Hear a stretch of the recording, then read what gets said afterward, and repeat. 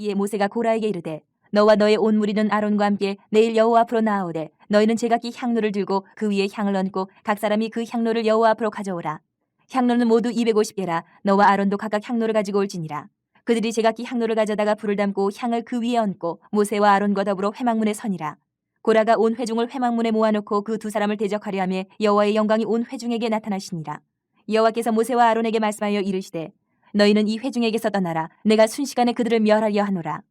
그 두 사람이 엎드려 이르되 하나님이여 모든 육체의 생명이 하나님이여 한 사람이 범죄하였거늘 온 회중에게 진노하시나이까. 여호와께서 모세에게 말씀하여 이르시되 회중에게 명령하여 이르기를 너희는 고라와 다단과 아비람의 장막 사방에서 떠나라 하라. 모세가 일어나 다단과 아비람에게로 가니 이스라엘 장로들이 따랐더라. 모세가 회중에게 말하여 이르되 이 악인들의 장막에서 떠나고 그들의 물건은 아무것도 만지지 말라.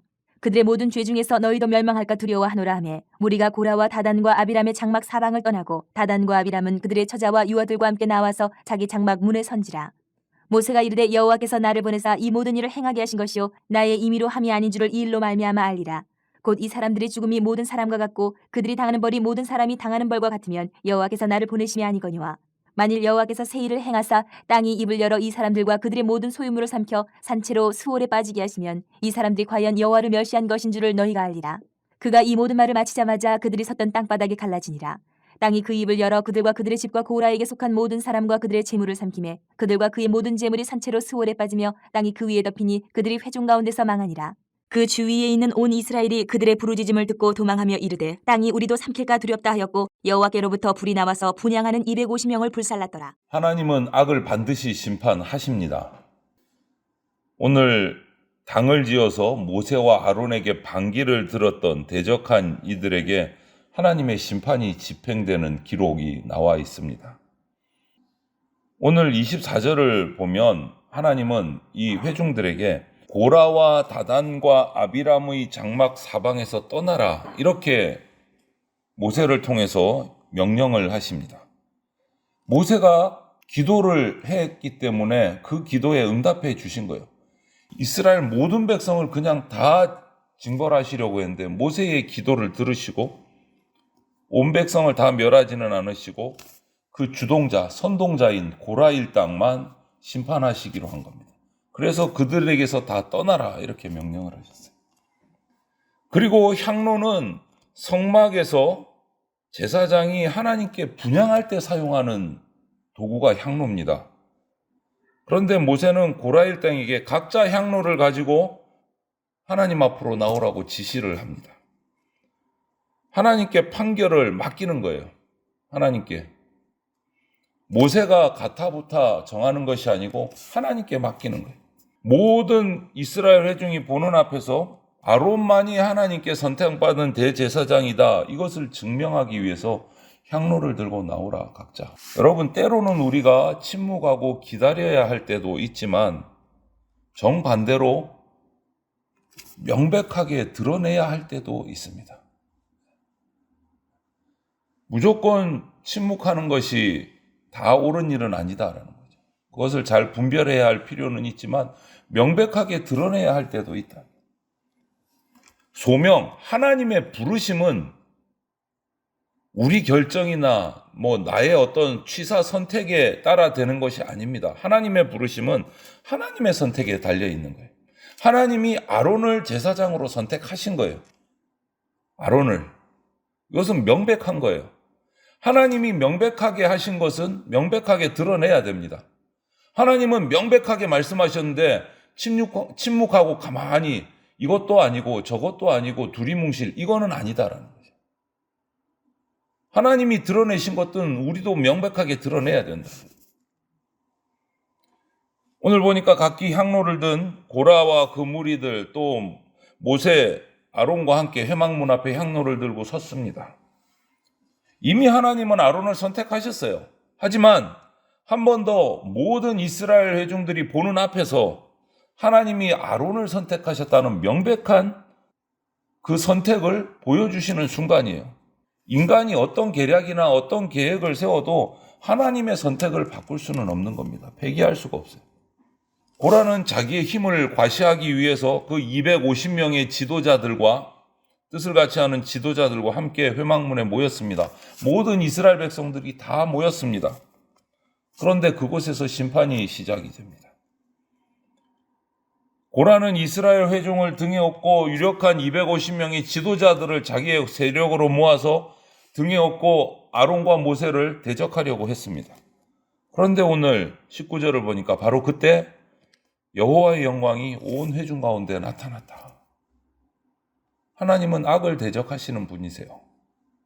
명확한 선택을 보여주신 거예요. 그리고 21절에 하나님은 모세와 아론에게 명령하십니다. 이들에게서 떠나라. 멸망을 피하라. 같이 있으면 망한다. 모세와 아론 너희들은 떠나라. 그런데 놀랍게도 서두에 말씀드린 것처럼 모세와 아론은 22절에 하나님 앞에 엎드려서 간구를 합니다. 기도를 해요. 오직 고라 그 선동자들, 그 일을 벌린 자들에게만 벌을 내려달라고. 고라는 백성들을 선동해서 악으로 빠지게 했지만 모세와 아론은 백성을 위해서 기도합니다.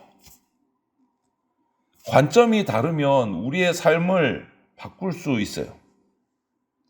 하나님의 눈으로 세상을 바라볼 수 있어야 됩니다. 내 삶도 내가 바라보는 것이 아니고 하나님의 눈으로 바라볼 때 변화된 삶을 살아갈 수 있다라는 거예요. 오늘 26절을 보니까 모세는 고라 일당을 악인이라고 칭합니다. 아예 딱 규정을 지었어요. 악인들이라고.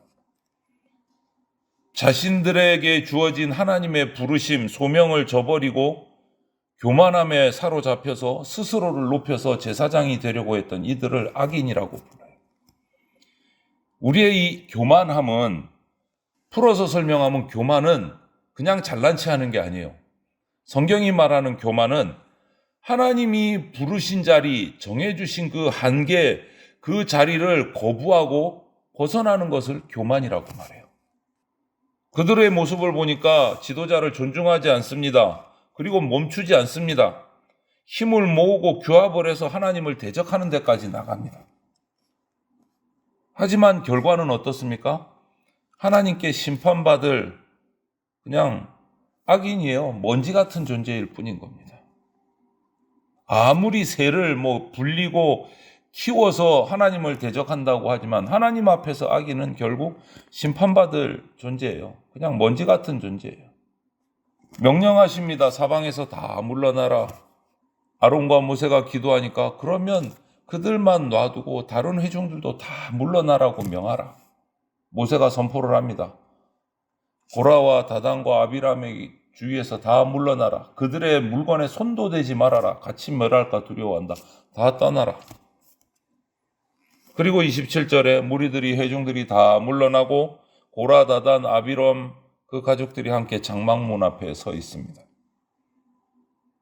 끝까지 모세와 아론을 대적합니다. 이것도 기회인데 이때 잘못을 고백하고 회개하면 회복의 기회가 구원받을 수 있을 텐데 끝까지 떠나라고 함에도 그들은 떠나지 않고 장막문 앞에 서 있어요.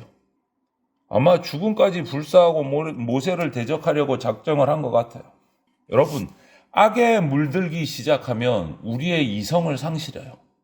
올바름을 판단할 수 없는 겁니다. 뼛속까지 악이 스며드는 거예요.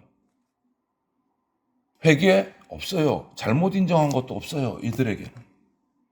그냥 어두운 거예요. 악이 그들을 완전히 지배해서 악의 노예가 되어버린 거예요.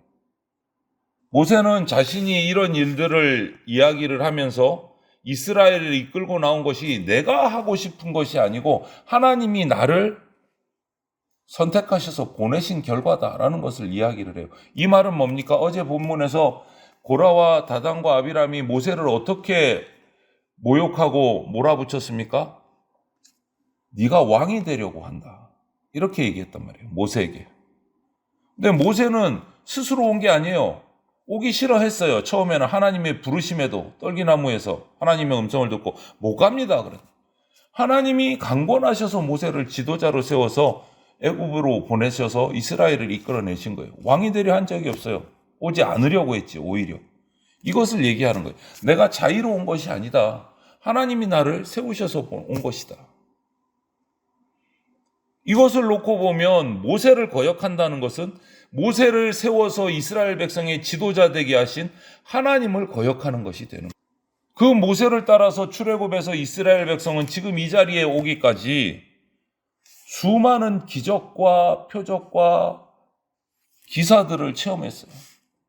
목숨이 경각에 달했을 때 하나님으로 말미암아 놀라운 구원의 역사도 체험했어요. 수없는 기사들을 체험했어요. 모세와 함께. 그럼에도 불구하고 오늘 이들은 하나님이 모세를 보내셨다는 것을 믿지 않아요. 이거는 그냥 불신 정도가 아니고 반대를 위한 반대를 하는 거예요. 악인 거예요.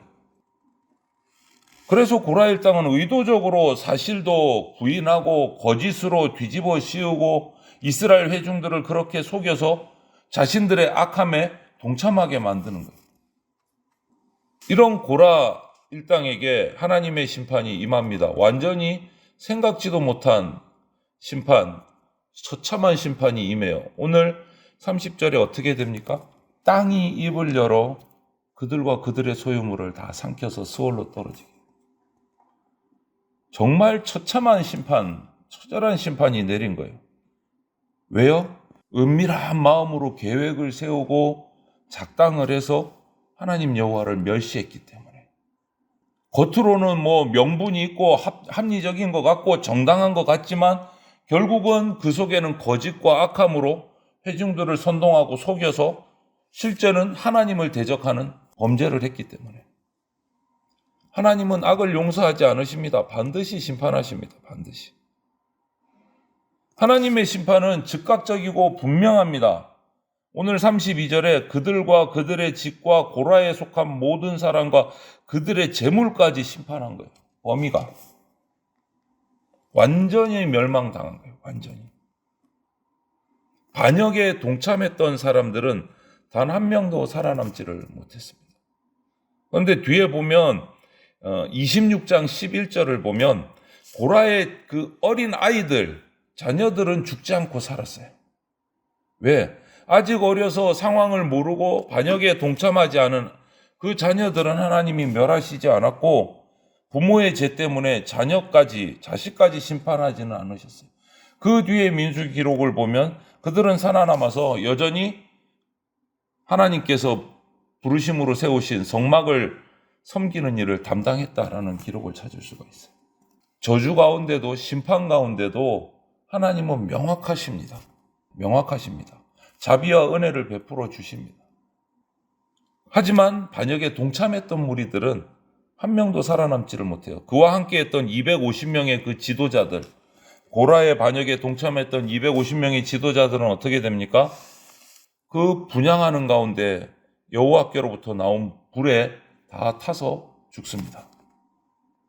땅이 갈라져서 죽고 여호와께로부터 온 불에 타서 죽고 부인할 수 없는 명백한 하나님의 심판인 거예요. 누구도 부인할 수 없는 거예요. 그 모습을 본 이스라엘 회중들 오늘 반응을 어떻게 합니까? 자기도 죽을까 봐 두려워서 다 도망한다는 모습이 나오잖아요. 모세가 어떻게 한 것이 아니고 하나님의 심판인 것을, 하나님의 심판이라는 것을 명확하게 깨달은 거예요. 생명의 말씀을 거역하는 이들을 그냥 두지 않으신다는. 고라와 그 일당들은 모세와 아론을 거역한 것 같이 보였지만 겉의 모습은 실제는 하나님을 멸시하고 하나님을 거역하는 범죄를 저지른 거예요. 우리는 이렇게 표현합니다. 하나님은 사랑이십니다. 맞습니다. 하나님은 사랑이십니다. 하지만 하나님의 그 사랑이 악까지도 사랑하지는 않으십니다. 하나님은 사랑이십니다. 하지만 하나님의 사랑은 악을 보호하고 악을 두둔하지는 않습니다.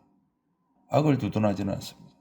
우리가 하나님의 사랑을 입은 자녀로서 저와 여러분들이 우리는 이 하나님의 모습을, 하나님의 사랑과 공의를 보면서 우리에게서 악을 철저하게 제거해야 됩니다. 악에서 철저하게 멀리해야 합니다.